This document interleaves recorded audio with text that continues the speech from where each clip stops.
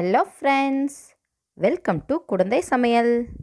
இன்றைக்கி நம்ம சேனலில் பார்க்க போகிற ரெசிபி கிராமத்து சுவையில் நாட்டுக்கோழி குழம்பு.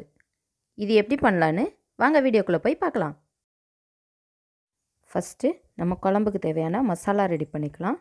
ஒரு கடாய் அடுப்பில் வச்சுட்டு அதில் கொஞ்சமாக எண்ணெய் ஊற்றி 50 கிராம் அளவு வத்தலை போட்டு நல்லா வறுத்து எடுத்துக்கணும்.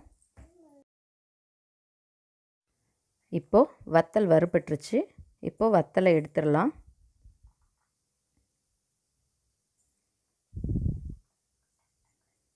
அந்த எண்ணெயிலே 1/2 ஸ்பூன் அளவு அரிசியை போட்டுக்கலாம்.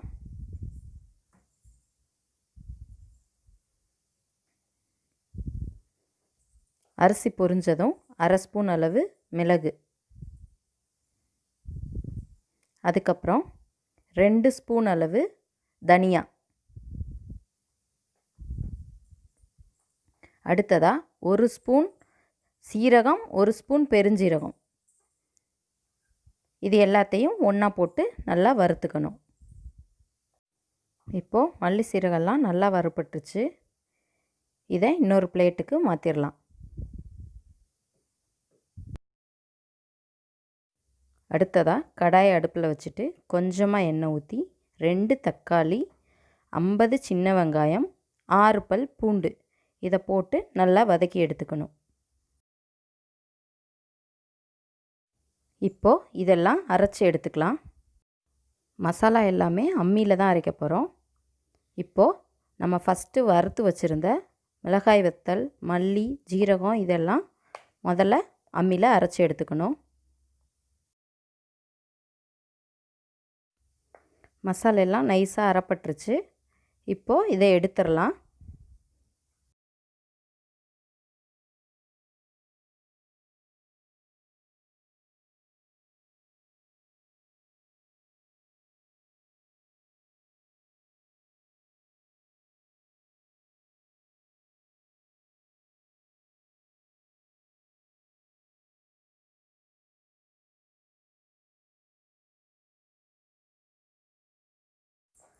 அடுத்ததாக அரை முடி அளவு தேங்காவை அம்மியில் அரைச்சிக்கணும்.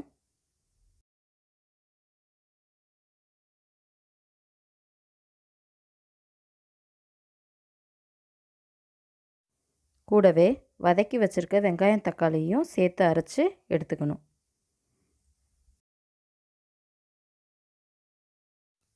நாங்கள் இன்றைக்கி 1 கிலோ அளவு நாட்டுக்கோழியை க்ளீன் பண்ணிவிட்டு கொஞ்சம் நல்லெண்ணெய், கொஞ்சமாக உப்பு போட்டு கலந்து விட்டு எடுத்து வச்சுருக்கோம்.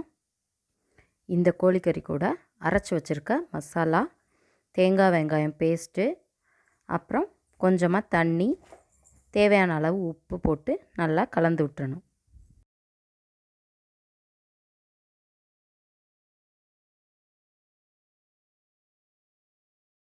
இதை இப்போது ஸ்டவ்வில் வச்சு நல்லா கொதிக்க விடணும். குழம்பு நல்லா கொதித்து வந்துருச்சு. சிக்கனும் வெந்துருச்சு. இந்த ஸ்டேஜில் நம்ம தாளிச்சிடலாம். தாளிக்கிறதுக்கு கடாயை அடுப்பில் வச்சுட்டு கொஞ்சமாக நல்லெண்ணெய் ஊற்றணும். நல்லெண்ணெய் தான் நாட்டுக்கோழி குழம்புக்கு டேஸ்ட் கொடுக்கும். அதனால் நல்லெண்ணெய் ஊற்றிக்கணும். எண்ணெய் காஞ்சதும் கொஞ்சமாக கடுகு உளுந்து போட்டு பொரிய விடணும்.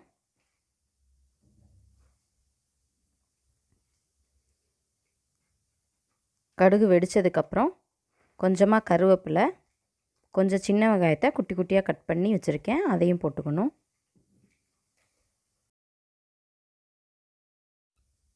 இப்போ அந்த தாளிப்பு பொன்னிறமாக வந்துருச்சு.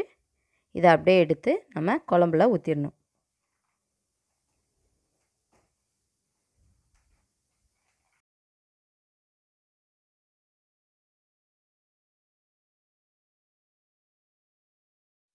கிராமத்து சுவையில் காரசாரமான நாட்டுக்கோழி குழம்பு ரெடி.